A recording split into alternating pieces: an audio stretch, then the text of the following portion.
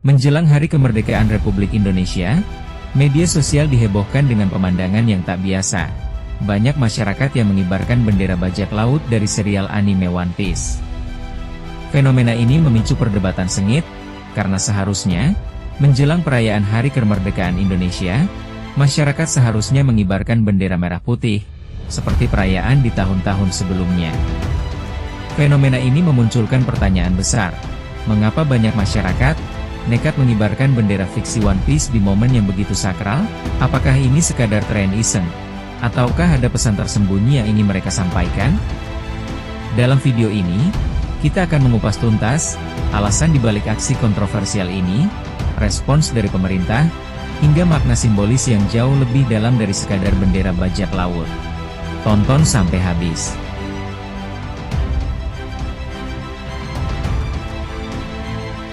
Menjelang perayaan Hari Kemerdekaan 17 Agustus, sebuah fenomena unik dan kontroversial muncul di berbagai wilayah Indonesia. Masyarakat, khususnya para penggemar serial anime populer One Piece, yang dikenal dengan sebutan Nakama, mulai mengibarkan bendera bajak laut ikonik dari serial tersebut, yaitu Jolly Roger. Aksi ini tersebar luas dan menjadi viral, tidak hanya terbatas pada rumah-rumah atau mural, tetapi juga secara masif terlihat pada kendaraan, khususnya truk-truk di jalanan. Pemicu utama yang menjadi sorotan adalah sebuah video viral yang menampilkan truk yang tidak lagi memasang bendera merah putih, melainkan bendera bajak laut One Piece, disertai tulisan yang cukup kontroversial, "Maaf Jenderal, Agustus tahun ini tidak ada bendera merah putih berkibar di truk kami." Fenomena ini kemudian diinterpretasikan oleh banyak pihak sebagai sebuah ekspresi kekecewaan dan kritik sosial dari masyarakat terhadap kondisi pemerintah saat ini. Bahkan, ada netizen yang berkomentar di salah satu video di TikTok, dengan komentar, "Sejatinya yang merdeka adalah pejabat dan kroninya."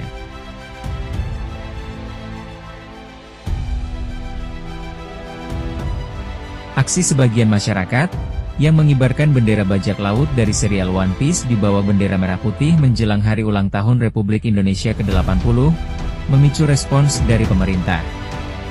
Tindakan tersebut dinilai mencederai kehormatan simbol negara, dan memicu kekhawatiran akan melemahnya penghormatan terhadap nilai-nilai kebangsaan. Beberapa pejabat publik memberikan tanggapan. Menteri Sekretaris Negara, Prasetyo Hadi, menilai bahwa pengibaran bendera One Piece bisa mengurangi kesakralan peringatan Hari Ulang Tahun Republik Indonesia ke-80. Beliau juga mengatakan, pemasangan bendera itu dianggap bermasalah, bila dilakukan dengan tujuan menghasut, agar tak mengibarkan bendera nasional Indonesia. Sementara itu, Kepala Komunikasi Kepresidenan, Hasan Nasbi, mengatakan bahwa bendera merah putih, tidak bisa digantikan dengan bendera lain, apalagi dengan bendera One Piece. Hasan mengatakan, sepanjang jalan raya, ia belum pernah melihat bendera One Piece yang ramai diperbincangkan publik. Di sisi lain, Menko Polhukam, Budi Gunawan, menyampaikan bahwa ada provokasi dari sejumlah kelompok yang berupaya menurunkan marwah bendera merah putih dan mengganti dengan bendera simbol-simbol fiksi tertentu. Budi juga menegaskan bahwa tindakan yang mencederai kehormatan bendera negara memiliki sanksi pidana, sebagaimana diatur dalam Pasal 24 Ayat 1, Undang-Undang Nomor 24, Tahun 2009. Dalam aturan tersebut, dinyatakan bahwa setiap orang dilarang mengibarkan bendera negara di bawah bendera atau lambang apapun. Sebagai respons langsung, beberapa pihak mengambil tindakan. Asosiasi Pengemudi Indonesia, API, melarang pengemudi truk mengibarkan bendera selain merah putih menjelang peringatan Hari Kemerdekaan Republik Indonesia. Ketua Umum API, Suroso, menegaskan bahwa hanya bendera nasional yang boleh dikibarkan di kendaraan. Sementara Polda Banten bahkan menindak tegas warga yang kedapatan mengibarkan bendera One Piece.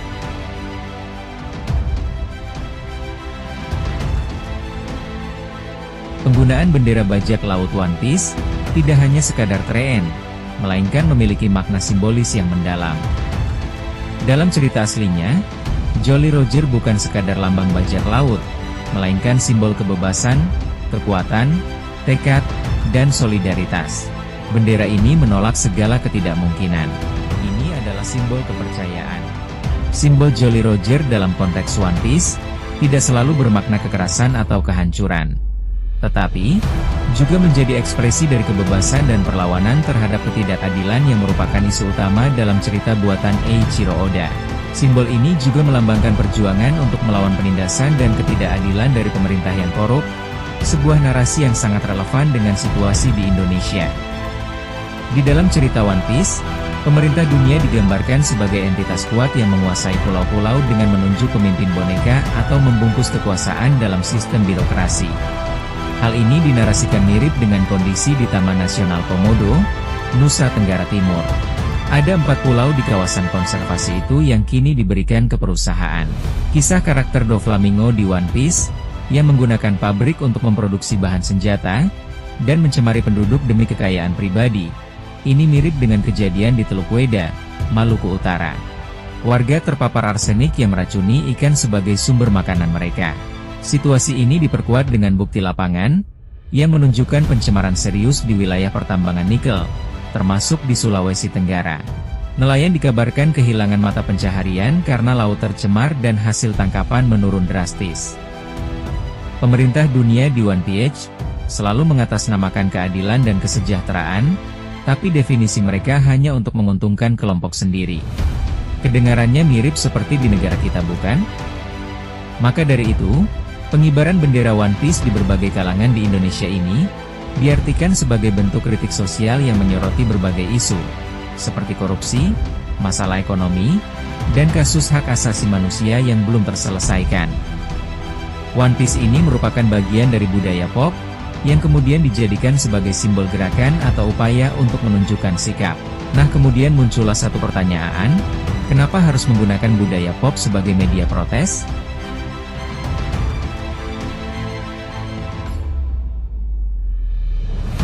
Penggunaan simbol budaya pop sebagai media protes bukanlah hal baru, melainkan strategi yang efektif untuk menyebarkan pesan.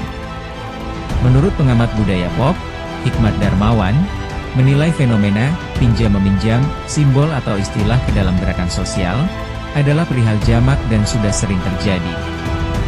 Ia juga mengatakan bahwa peminjaman simbol atau istilah budaya populer itu juga tak jarang menjadi siasat agar pesan atau kritik yang disampaikan dapat menjangkau target yang lebih luas. Pengamat politik dan perubahan sosial dari Center for Strategic and International Studies, CSIS, Dominic Niki Fahrizal, menambahkan bahwa budaya populer memang sangat lekat dengan mayoritas generasi produktif Indonesia saat ini.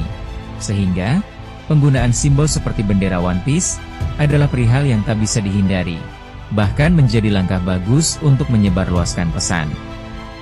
Ia juga mengatakan bahwa penggunaan simbol budaya pop seperti bendera One Piece ini cukup efektif. Namun, untuk gerakan masif, butuh organisasi dan gerakan terorganisir. Penggunaan media pop sebagai media protes, ternyata sudah banyak digunakan oleh warga negara di berbagai belahan dunia luar. Pada Mei 2014, para demonstran Thailand meminjam salam 3 jari, ala Hunger Games, sebagai simbol protes terhadap kudeta militer yang dipimpin Jenderal Prayut Chan-o-cha. Para aktivis Thailand kala itu memaknai ulang salam 3 jari Hunger Games sebagai simbol kebebasan, persamaan, dan persaudaraan. Ada pula simbol semangka sebagai dukungan terhadap Palestina setelah otoritas Israel pada tahun 1967 melarang pengibaran bendera serta penggunaan warna-warna nasional. Seniman Palestina lantas menyiasatinya dengan menggambar semangka yang memiliki corak warna sama dengan bendera Palestina, sebagai simbol perlawanan tersembunyi. Hal ini menunjukkan bahwa menggabungkan kritik sosial dengan budaya pop adalah cara universal untuk menyuarakan ketidakpuasan secara kreatif dan mudah dimengerti.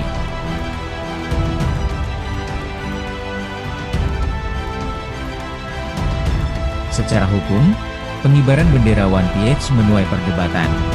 Beberapa dosen hukum pidana berpendapat bahwa tindakan ini tidak bisa dipidana karena merupakan bagian dari kebebasan berekspresi yang dijamin oleh konstitusi. Menurut Muhammad Fathahillah Akbar, seorang dosen hukum pidana UGM, mengatakan bahwa pengibaran bendera bajak laut topi jerami itu merupakan bagian dari kebebasan berekspresi. Ini sama halnya dengan mengibarkan bendera partai, klub sepak bola, grup musik, dan sebagainya.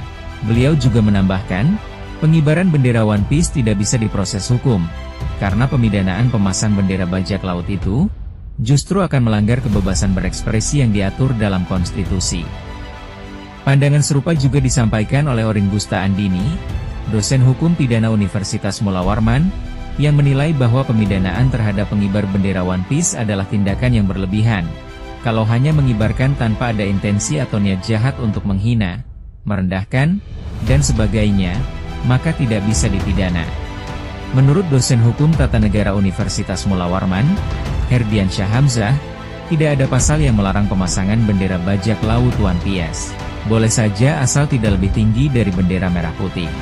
Beliau juga menambahkan, bahwa ekspresi simbolik didukung oleh pasal 28E, ayat 3, UUD 1945, tentang aturan kebebasan berkumpul dan mengemukakan pendapat, salah satunya seperti pengibaran bendera. Mereka menekankan bahwa niat dan konteks pengibaran bendera, menjadi faktor kunci dalam menentukan apakah sebuah tindakan melanggar hukum, atau hanya sekadar ekspresi kekecewaan. Maaf Jenderal, tahun ini kami tidak mengibarkan bendera merah putih di kendaraan. Putih benderaku terlalu suci untuk negara yang mati. Mati atas keadilan dan hukum. Korupsi merajalela. Penjajahan melalui pajak yang menyengsarakan rakyat.